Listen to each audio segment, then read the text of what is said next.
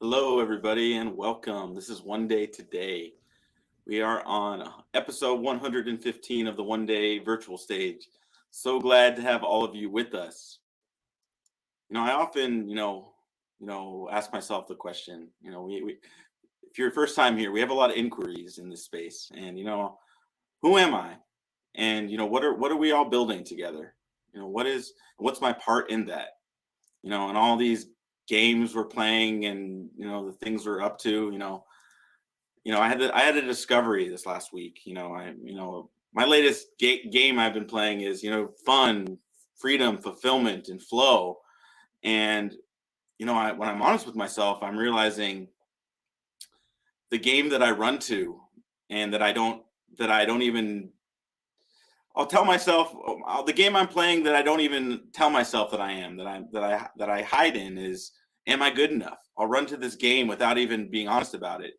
Am I good enough? Or I'll ask for permission to do what it lights up my heart, and ask other people and say, is this good enough, or do you like this?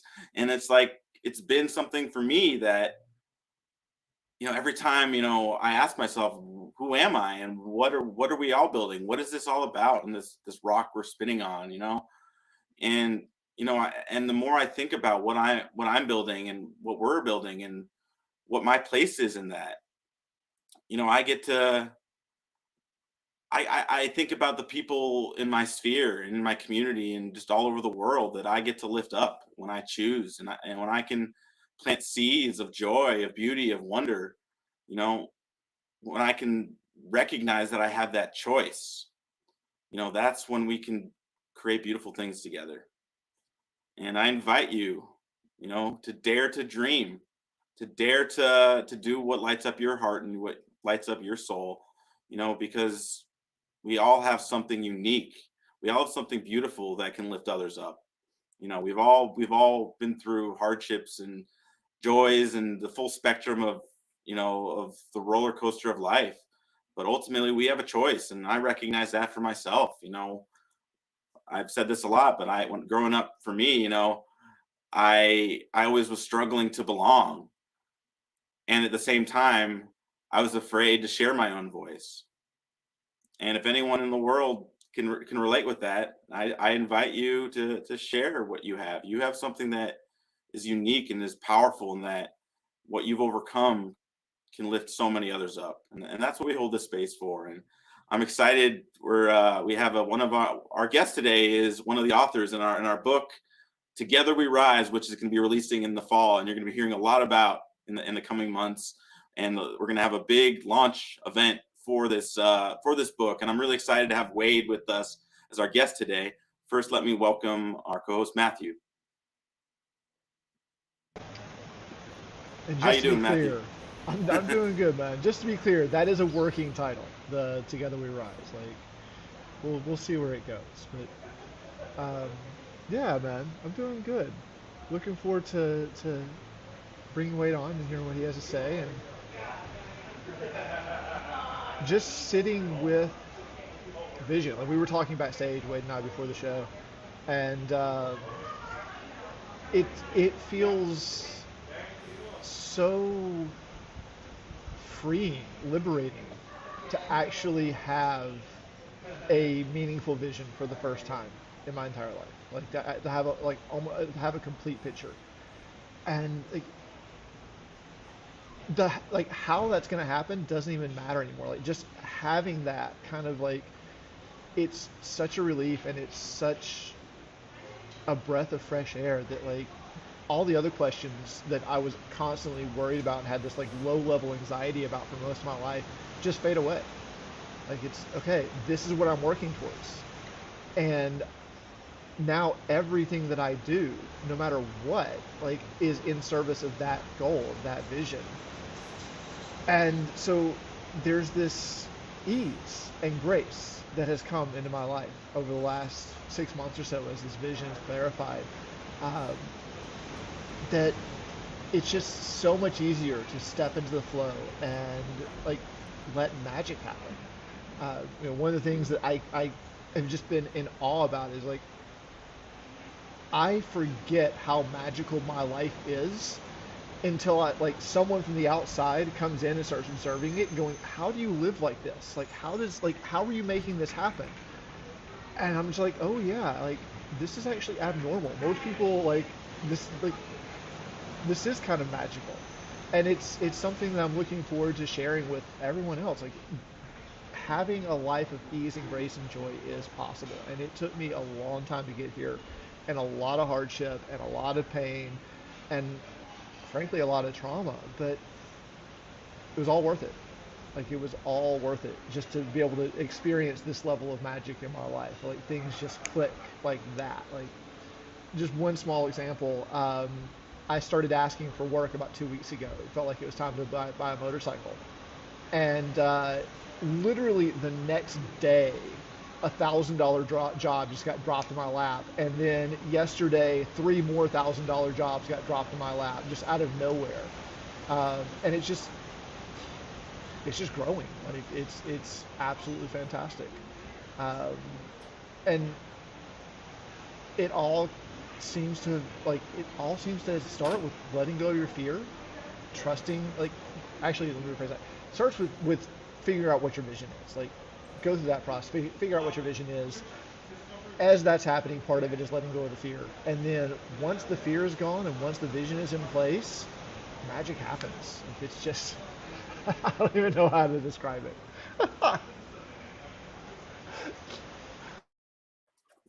Absolutely. And I think that's, you know, we're all somewhere on that path and on that journey. And, I think this is a good time to bring in Wade, something that, you know, he's shared about and that he's talked about and he's wrote to me about is, the power of self-love and recognizing that, for my question is, am I enough? Am I worthy? And it's, and I know a lot of people have that conversation, and I'll let Wade speak for himself, but I think he would say that you're worthy. Everybody is worthy of living into a life that inspires them, where they're free to be and act and to express their unique gifts. But everyone, please welcome to the stage one of our authors in our book, Together We Rise. Welcome, Wade Bergner. Hey Welcome, guys, Wade. so great to be here. Yeah, it's Great to have you. really an honor to be part of this group and the mission that you guys are on. And aloha, Matt. Aloha. I watched your last episode and saw that the bow after was an important part of that. Say that one more time. So last time I watched your episode and it referenced the bowing part to it's kind of like a namaste. Yeah. Like the kind of like touching foreheads and like sharing breath, and just a little bow. Absolutely. Yeah. No. So, Wade, I was gonna say, I want to bring this back up here. There's a quote that you shared. I was going to ask you about it. I wanted to give you an opportunity to speak and just share, whether it's a story or something that's opening up for you. But I'm going to put this on the screen for a moment here. You said it's pay attention to when you're feeling good and at your best, despite the noise or lack of noise.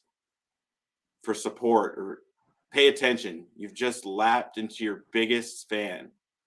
You just tapped into your biggest fan, most meaningful connection. And I wanted you to expound on that. Like, what was that like for you in your journey? How did you discover that? What allowed Wade to see and discover that for himself?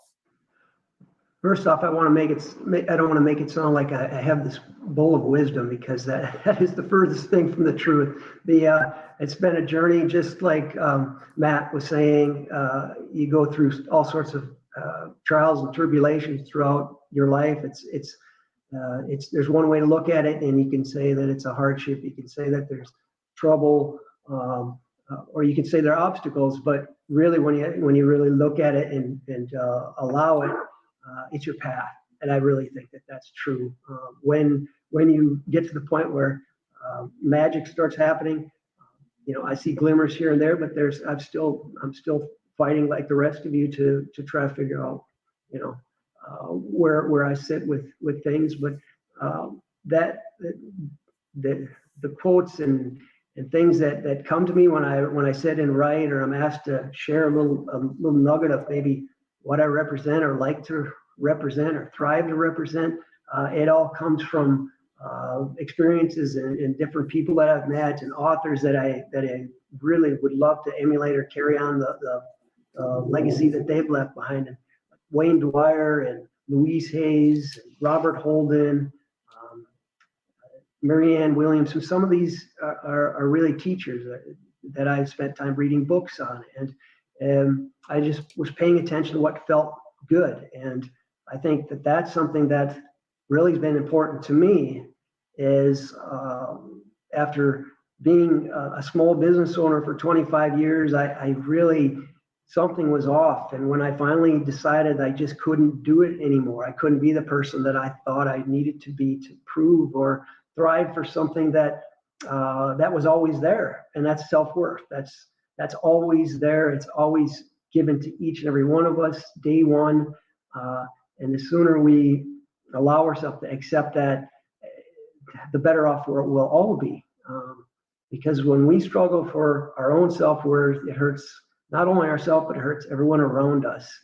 And so that's really the biggest core thing that I've learned, whether that's wisdom or not, but just to realize how great you, just being you at your best, and bringing the things that light you up into your life, because you make everyone else better because of that. And we all need to pay bills. We all need to do the things that we need to do to move forward. But even if you're spending 90% of your day doing something maybe you don't like, but hold on to that nugget of light, that one thing, or hopefully it's even more than one thing, that really means a lot to you, and give yourself that gift every single day. It's not selfish to do so. It is helpful for everyone to find that time for yourself, to bring everyone else up. So those are really things that come from my heart, and that's what I do when I write, and try to share when I'm comfortable with the right group of people, to share that part of the things I've learned, I guess. Absolutely. I think there's so much power in how you express it as a gift that we have every day. And something you've shared with me, and I want to invite you to kind of expand on, is the importance for children to recognize that not only the power they have, but a lot of kids, and a lot of kids and adults, but have a lot of tumultuous upbringings, and a lot of obstacles. And I would say those obstacles are there's a vast spectrum, but there's something. What do you say, or what do you say to someone who's trying to find that voice, and that self-love, and that recognition of overcoming what they're facing? Yeah, you just hope and pray that there's someone around to help as many of those kids. Just give them a little sign of hope that they have value, because there's so many. I wasn't confronted with any of that, but I know how many different unbearable, unthinkable things that children go through, and to be able to put them in a situation where they believe in themselves, and can realize the fact that they're part of something so much bigger, and that if outside sources are giving them trouble, that there's something else supporting them that's always there. And to block it out, to have what I'd like to call emotional agility. That's something I continue to work on myself, but I know that it's something that is important, and more now than ever, for people to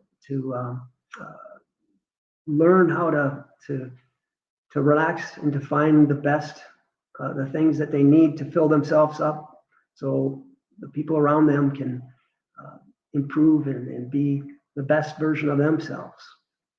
Don't know if that answered your question, but well, absolutely. And I think we all have a I feel like we're all somewhere on that journey of, discovering that. And I think, you know, for me, it was, as I was saying earlier, it was the, permission to belong, and, all the stories I made up about not belonging, and the evidence I collected throughout my life, and, and not even realizing I was living life through this story and this frame that was based on the fears of and the survival of the past. You know, what have you experienced in your life? And, like, what I also want to invite you to share about, the book that you, the children's book that you wrote. But I want just like, what is it that you have faced, and what is it that makes you so committed to giving that access to children, but and others in general? Well, a few different things. One of the things I wanted to bring up is something I discovered, and I thought it's a pretty powerful statistic that should be shared. And that's that 150, before a child reaches 18, they're told no or not or something negative 150,000 times in comparison to less than 2,000 words of affirmation. And those numbers are really something that they're just too lopsided. Of course, kids need to be disciplined and told what they can't do, but it just digs a hole, and I think that's contributed to some of the challenges that we put on ourselves and our ability to communicate. It just builds a level of skepticism and doesn't build up the self-worth. Kids do have they may not convey that they aren't worthy, but I can't help but think those things hamper.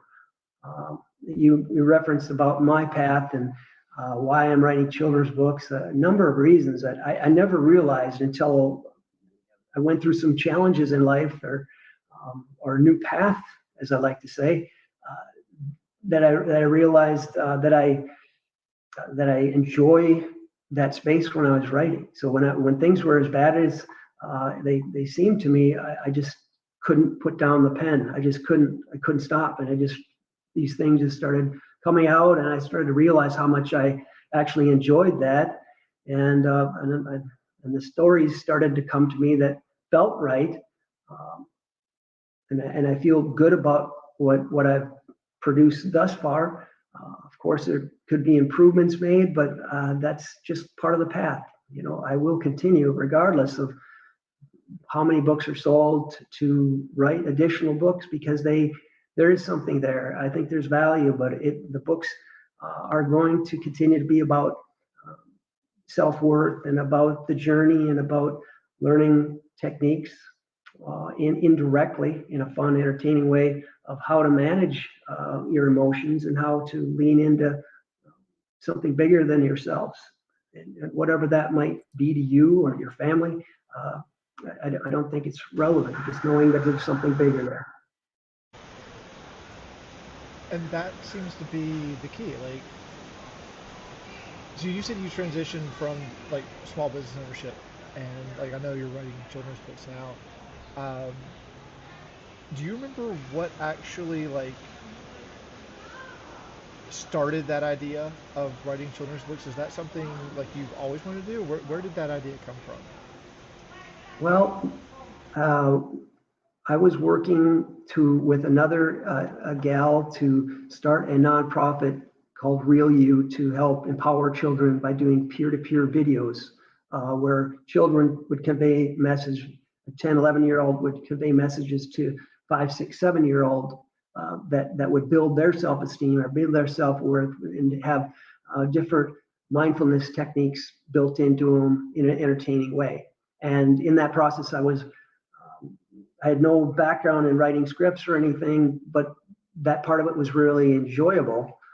Video part, I didn't mind doing it. I learned a lot, but as you know, it's challenging to get something like that off the ground. And after a couple, almost 2 years, then we had to let go of that. And in the process that, because my energy and where I felt I belonged needed to be in just writing, and that writing and spending time with children in that way would be where I need to be. And And so it's a work in progress. As you know, Abraham is a musician and an amazing voice, by the way. I hope people get a chance to hear more of your music. It is spectacular. But it's just to be able to support myself over the last 3-4 years. Just to be completely honest, I've had 18. I just counted before this call to just let people know that the journey continues for me as well, to not let that be an obstacle, but a path, and to still spend, even if I'm not enjoying that part of it, I have other areas that light me up, and I'll continue to spend time thinking about them and pursuing them, because it keeps you feeling alive and keeps you feeling like you can, you're going to, you're on the right path, and don't second guess it. It's hard not to at times. Yeah, that's beautiful. And how do you keep that experience of yourself present, where what you're, how do you fuel yourself to do, the work you're committed to? Like, is it, and as like Matthew asked, like, where did that begin to write to write books? But like, how do you represent yourself? And, in the, like, because I'm sure you are human, you still face obstacles and challenges, so like, how do you keep that present to that, what you're committed to? And it's beautiful what you're up to and who you're being, but how do you keep yourself there?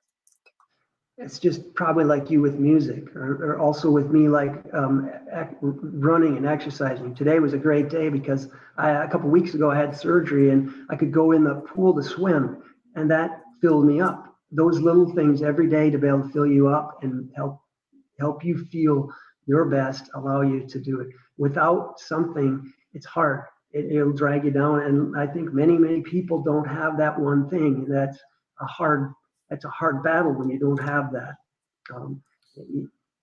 Family helps and all, but to have that one thing that personally lifts you up is important.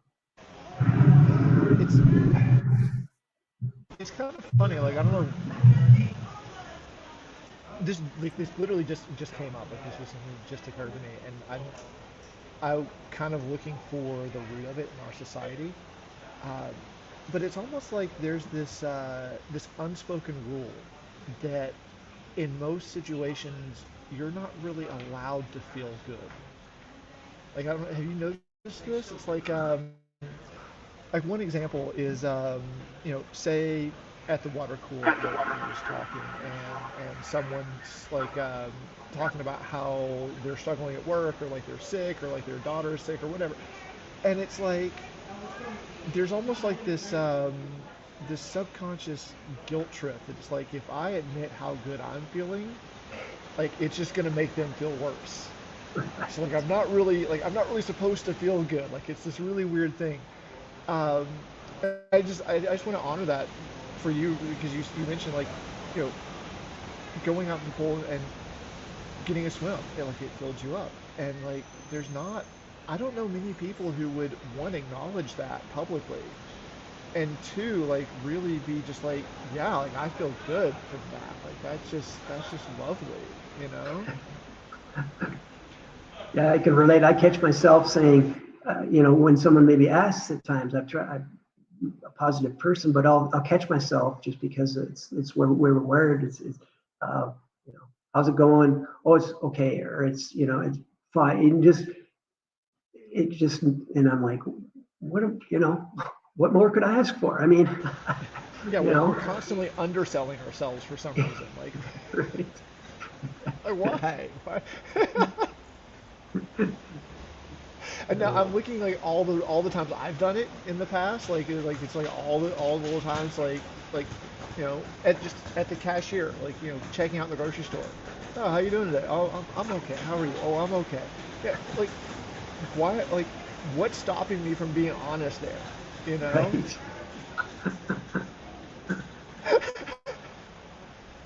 Right. It's such a funny thing. Um, so okay, just one that's a little sidetrack, but then there's something else you said earlier I'd like to go back to, and that was the that statistic about like how 156,000 times they get told no. Was that about what that number Yeah, was? negative, like told no or can't do, and then in comparison to less than 2,000 words of encouragement or uh, positivity. And, that's just not and that's the way we've been brought up. I had amazing parents. I have no complaints. I had, but it's still, it's just generally the way it is. And most families don't, you know, aren't in that situation. And yeah, Yeah, and it's there's another study that I saw a while back that kind of points to a similar thing. So the one I saw was just 100 people, and they gave these 100 people a creativity test. And so the test was like things like how many different uses can you come up with for this paperclip? You know, and the one other thing you need to know about this group of 100 people is they were all 5-year-olds. They were all in kindergarten, and so like every single one of them scored 98% or higher on the creativity scale. And it was because they would look at that paperclip and go, well, okay, well, does it just have to be a paperclip, or can it be like 4 feet wide and made of foam?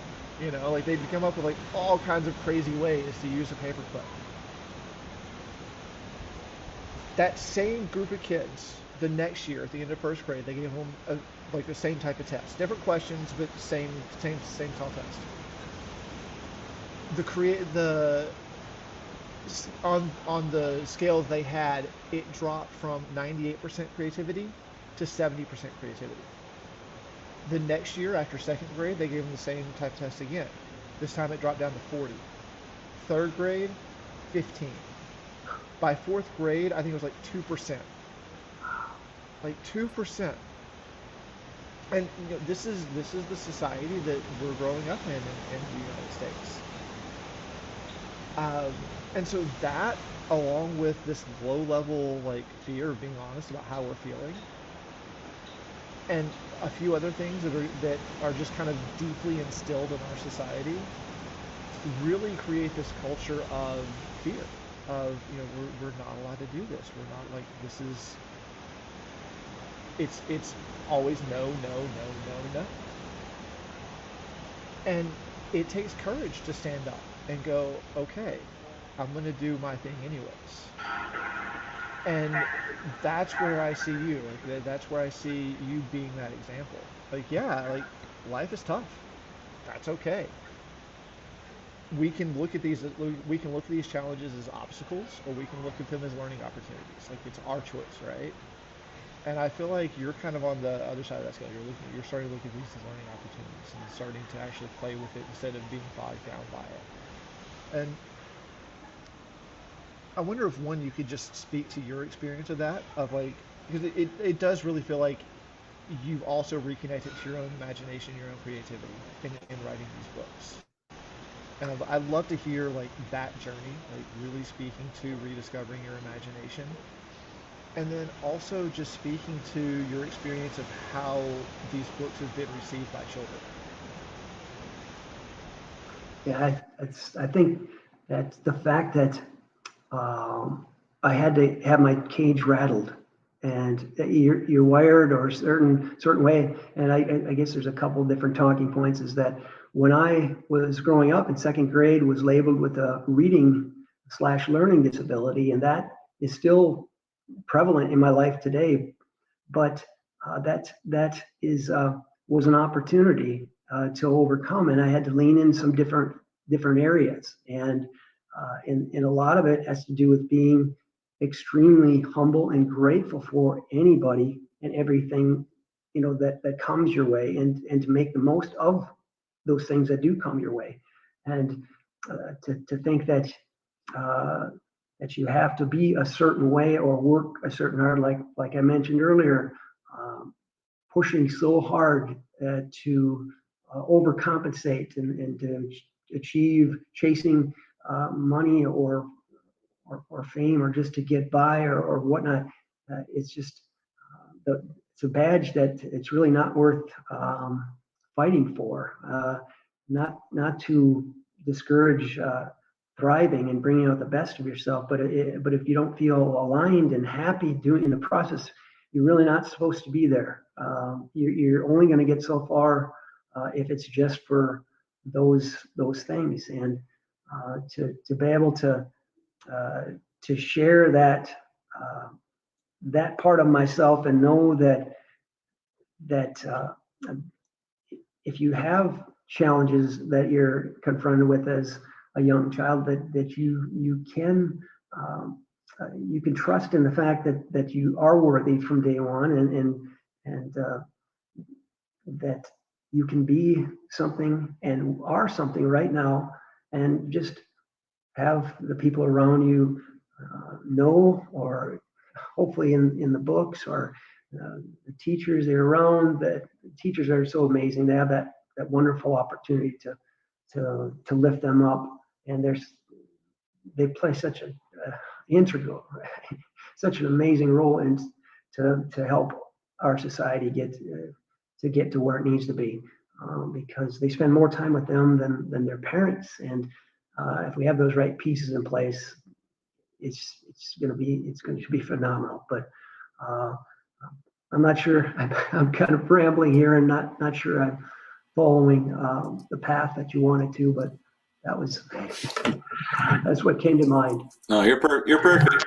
You're perfect. I think that's great. And so one thing that's kind of coming to me right now to kind of ask, so like, let's fast forward, 100 years in the future. Like, what do you see as possible when, humans, children, and adults, are acknowledging and living into this self-worth that, like what do you see, like, when people actually take it on, like when we as a culture, just like say that's enough of the way it's been the toxic generational conversations, where we actually create a new space. Like, what do you see as possible, but what do you also see is like what doors open up? Like, where do you see,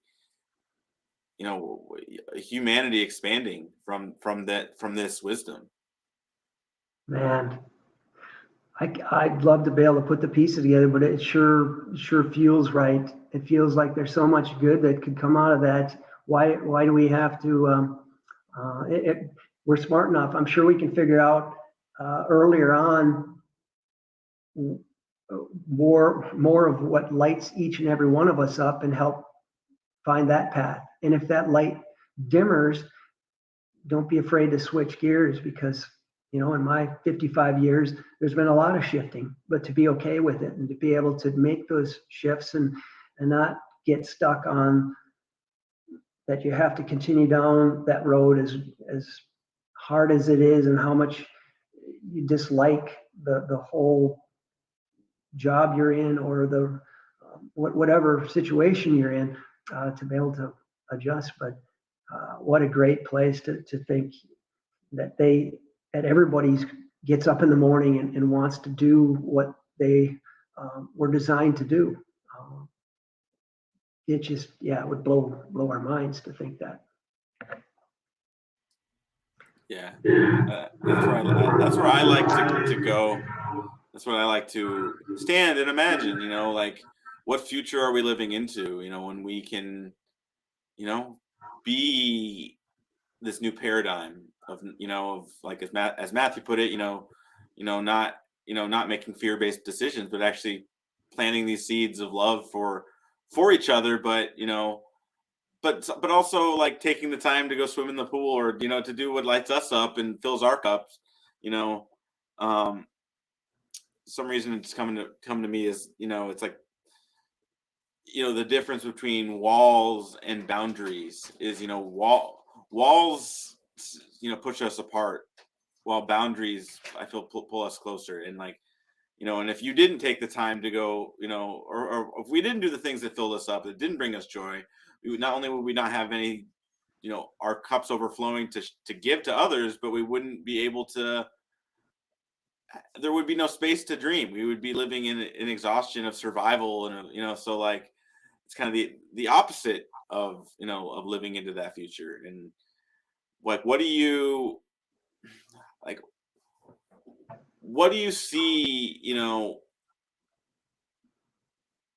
what do you see is available, you know, when we can create in a space of and plant these seeds of love, of laughter, of wonder and beauty and joy for each other. Like what do you what like almost like paint the picture, like what do you see is available for children that we can't even see now, that we can't even see, that we can't see right now? Does that make I sense? think, yeah, I think what would be nice to see is that we're more childlike. We carry the statistics that Matt said that started to dwindle over time, and our creativity, and that is a trend that would be nice if we could continue to be closer to the space we came from, and not fade as we get older and get, there's so many things that seem to not light us up as a child. In my children's book that I wrote, that is the energies. It's called the bird ride, and the boy shrinks down in size and hops on the back of this bluebird, and the bluebird takes him up in the sky, and he sees the energy around schools, and he sees the energy around a girl and her dog, and he sees the energy around office buildings and factories, and he's confused, and he doesn't really understand that, but he's observing these different things that you don't see when you're stuck in yourself. And so the book is a really good read along. It's more for parents and children to reflect, and at the end of it, it'll say, it has discussion questions about their feelings, about who they can talk to, and about things that don't just naturally come up.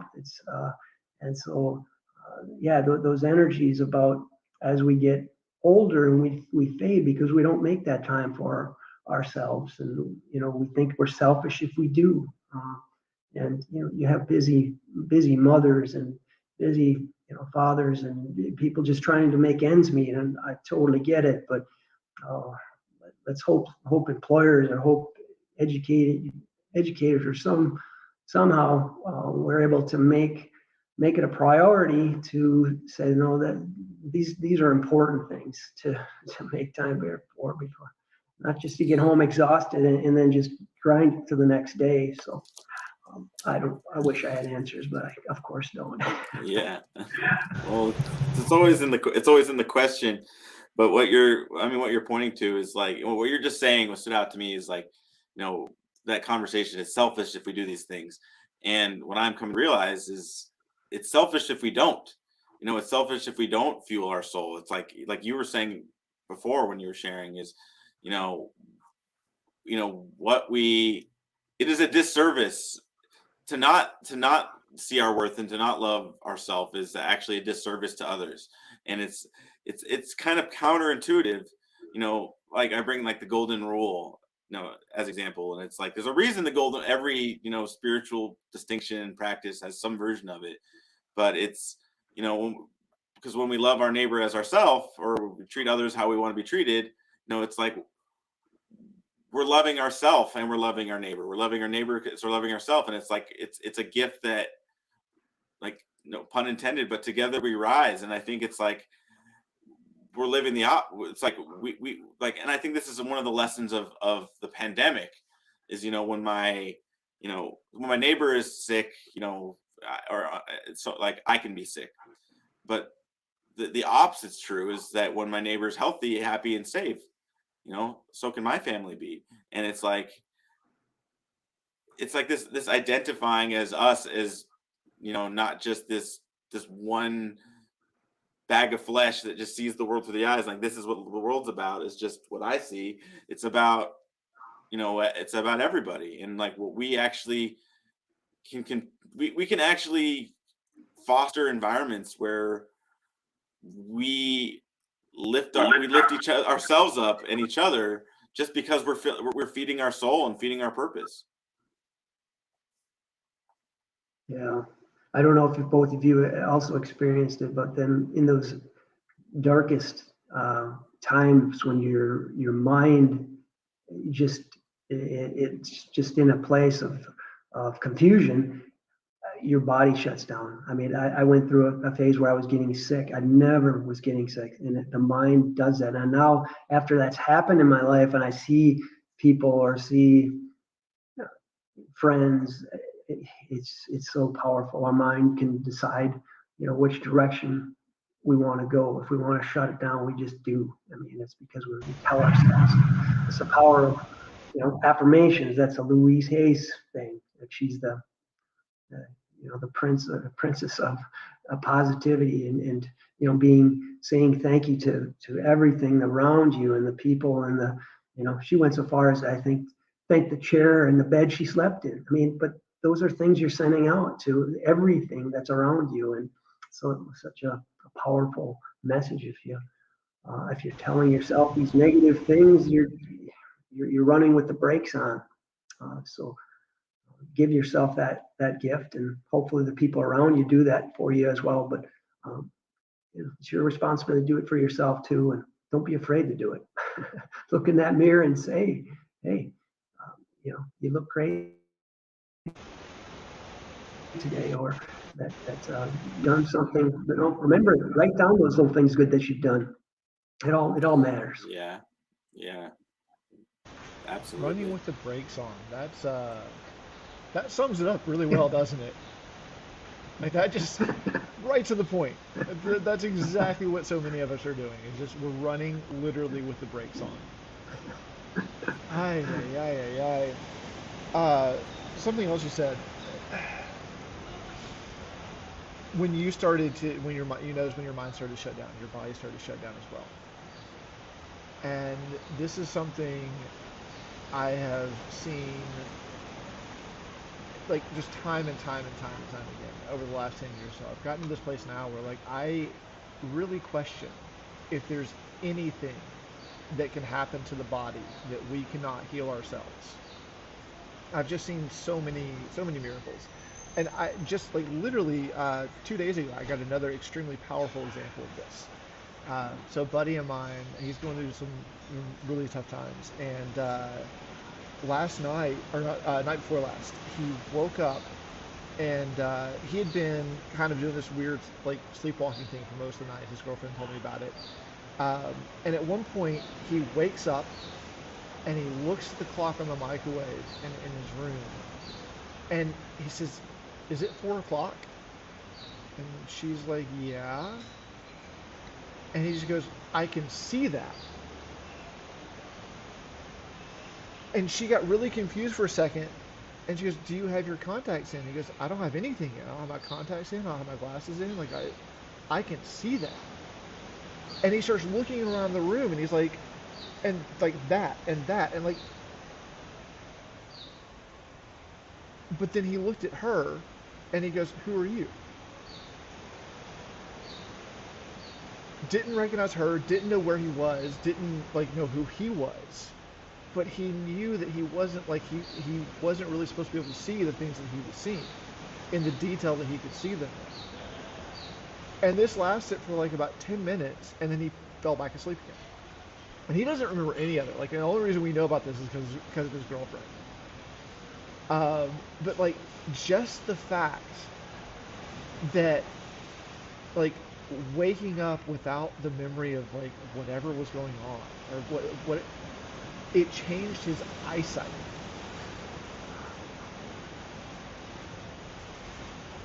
Like that, and I've like witnessed other examples, but, like, that's the most recent one that, like, really hit me hard. Like, we really do have control of a whole lot more than we grow up being told we do. It's amazing. Yeah.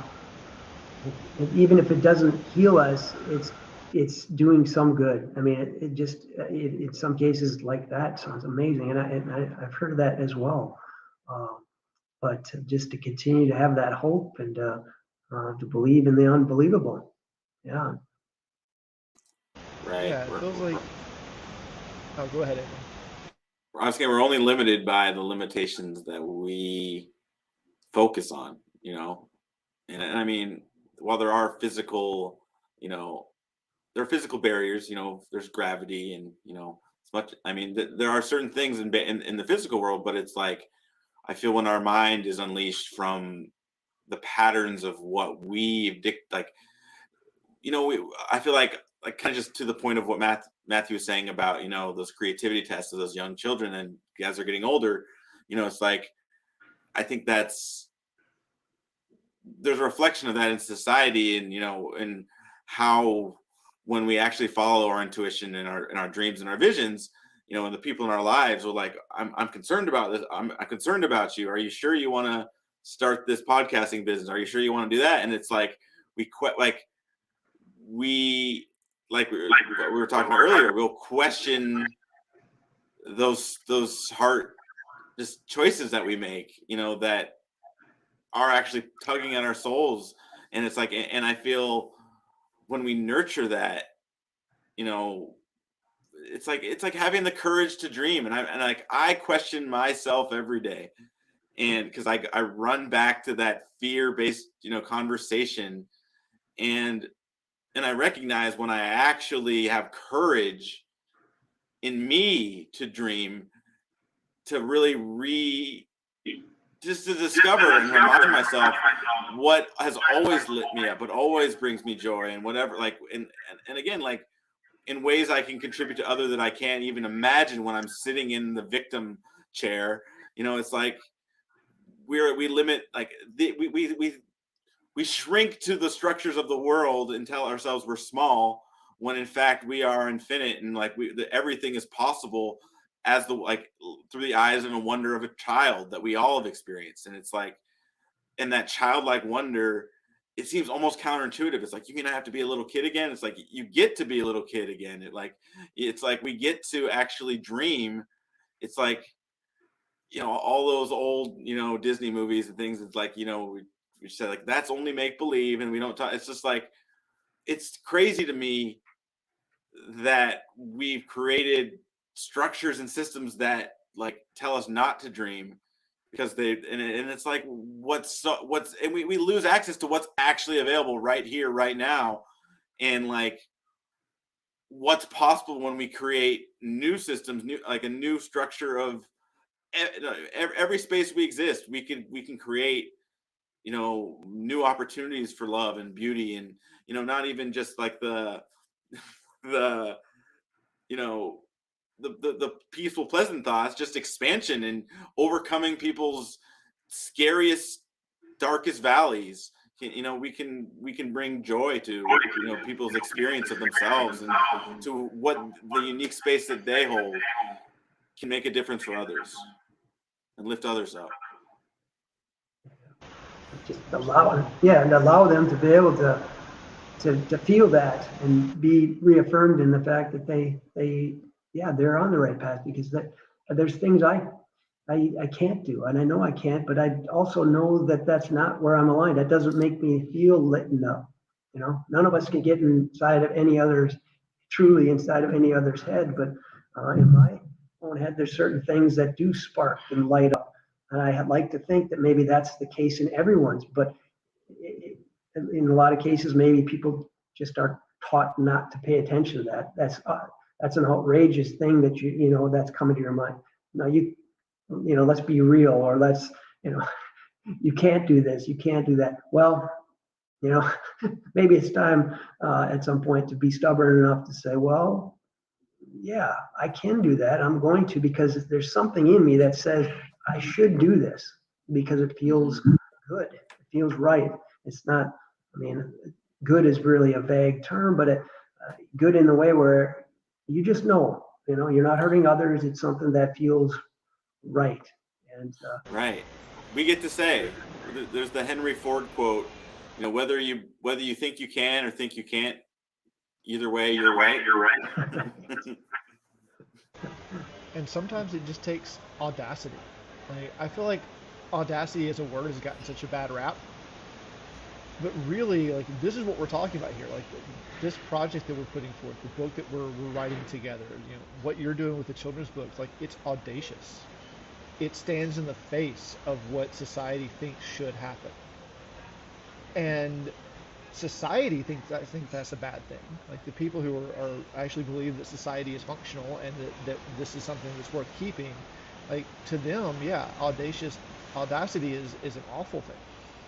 But in reality, it's having the audacity to step out and be a beacon in that world that actually generates change and brings us closer to this place of loving, compassion, community. Right. It's Right. being audacious. And Yeah. speaking of audacious, like you recently, so you had your interview with our publisher recently, and like let's before we close out for the day, let's bring this back home to the book, to Together We Rise, and to your chapter in the book. Could you tell us a little bit about how that interview went, like some of the things that came up, and like what you do you have a focus for where you want to write your chapter yet? Yeah, it's similar to a lot of things we're talking about, self-worth and just the journey that I went on and how um, some of the things that I've learned about hopefully will serve others as a chance to help believe in themselves. The book is not, about each ego stepping in. It's far from it. It's about us collectively sharing something that's personal that can help um, the next generation or the current generation, whatever, in accepting yourself and each of us within the book, showing our vulnerability, showing them that that it's a path that's going to have lots of twists and turns and um, maybe you didn't know that you signed up for that, but that is the path you signed up for, and to ride it to the best of your ability and not get off. Just do your best to weather the storm and not let it take you down. That's another story within is that I lost a dear friend to that. He took his life, and that was something I didn't see coming, and that is a message I would like people to know is that um, it's important to know that you can make it through as tough as things will be and tough as changes and the things that maybe we don't want to share with others. If we bottle it up, it can be too much for people. So yeah, I just it's still a work in progress, but there's a lot of good things that were brought out on the first the first meeting with Mike, and I feel really good about being part of this project and the book in general. I hope it's I hope it's a success. It's a real pleasure just having you share with us and your journey and it's as you were saying earlier, we have to, you know, we have to we have to choose, we have to we have to take responsibility for our own path. And I always use the example of, mountains and valleys, and it's like we have to walk our own lonesome valley, to quote the Mississippi John Hurt. But it's like you got to walk that for yourself, and there ain't nobody else can do it for you. You got to walk that valley for yourself, and it's from the perspective of that valley, and just speaking from my experience of my darkest days in my life and living in fear and just totally in my mind and at the effect of my environments and a follower of waiting for permission from the world, but all the while sitting in the victim chair, not taking responsibility for my reality and my experience of what it is that I'm up to. And we all have the option, to when we're in that valley, to discover what what beauty there is to discover in the journey, and what we can offer others with what we overcome. And it's like that's how the experience of our collective experience of the reality that we share, we are co-authors in. And I mean, that's an amalgamation of what this book is about, and that's what this stage is about, and that's what this movement is about, is in this grand canvas of this universe that is blank. We get to create so much when we actually see we have a choice, and when we actually show up and take responsibility for ourselves, for our pain, but also for our potential and our fulfillment and what we have to bring and to share. It's a picnic that, the whole world can celebrate together and create new things that we never imagined possible. And I just honor you, Wade, for just being on this journey with us, and just for painting this beautiful canvas with us, because it's something that we can only do together. I'm alone, we can do so little, and together we can do so much. Yeah, no, this has been great. And one of the things I wanted to share is that one of my favorite books is the Course in Miracles, and one of the things within that book is to all these thoughts coming from the outside, or inside for that matter, are separate from you, separate from the real person that you are, and to visualize them as that, like they're floating outside of you, and just let them go by. Don't spend time, don't grab a hold of some of these thoughts that can bring you nowhere but down. Let them float by, and when you see the bright shiny ones, grab onto them, and let them take you where you need to go, and a place that brings you up and other people along the way. Absolutely. It's really powerful. This whole, what you're up to, and what you're committed to is just it's uplifting and it's inspiring, Wade. And I'm just thank you for sharing with us. Thank you for just being who you are in the world. And I'm just encouraged. I'm just knowing that there's a Wade Bergner in the world, just doing what he's doing what you're doing. It brings me hope. It brings me, excitement for the future. And I just acknowledge you for all the seeds that you're planting and, nurturing, and just who you're being in the world. And it's just inspiring, and it's just a reminder that we all get to do that. We all get to nurture what lights our heart up, and to bring that out of others, because we get to. We really get to.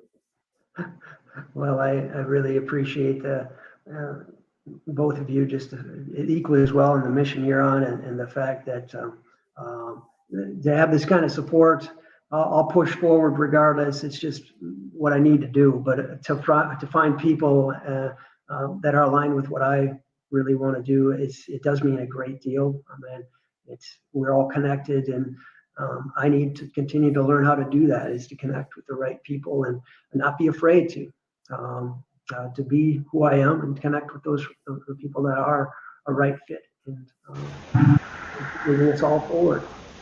It's funny you bring that up. Like learning to connect to the right people. This is something that I've really come to understand in the last 3 to 6 months. Connecting to the right people is extremely easy when I am paying attention to, how can I put this? When I'm paying attention to how I am actually feeling. When I am scared, when I'm angry, when I'm frustrated, when I am annoyed, connecting with anyone isn't possible, because I'm not even connected with myself. And so when I stop and work through those emotions and play them out and get to the root of them and dissolve them, and I come back to that calm, centered place of just me, like there's this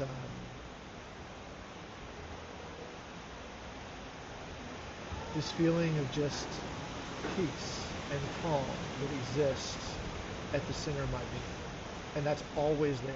I just don't always remember it, because a lot of times I'm spun up and anxious and worried about other things. So I'm not here. I'm not centered. And so when I'm paying attention, when I'm really noticing where I'm at, and I can constantly bring myself back to this place of just this calm, centered beingness, then all of a sudden, when someone comes into my life, it's much, much easier to recognize if there's someone that's worth connecting with. Where, like, if they're actually at a place in their life where they're capable of connecting, is a better way of saying that. Because everyone's worth connecting to. The question is, are they in a place right now where they're able to connect? And so it's much easier to recognize where they're at because I know where I'm at and I can feel what's going on around me. And then just being able to just let my heart speak instead of my head. And just trusting that the words that are coming out of my mouth are the ones that they need to hear. And then all of a sudden, connection just starts to happen over and over and over and over and over again. Wow. Love that. Really love that. That's the magic that I'm talking about. Like, that's it right there. I think that's listening into existence, those opportunities for that, and everything we do, we can bring that to our families, to our street, to our city, to our pen pal, to our Zoom meetings, or, it's a choice, and it's the opportunity that we always have, and it's so simple, but it's not always easy. It's so simple. But Wade, thank you again. Any last words you'd like to say before we complete? No, I honor your work and both of you for what you represent. And it's, again, a great pleasure to be here. I look forward to helping whenever way I can. And like I said, it's great to have support and to meet with people that really understand the importance of what we're doing and have fun along the way. Amazingly creative people that I've got to sit in with when you had that gathering over a month ago with introducing people. Wow, that was really powerful.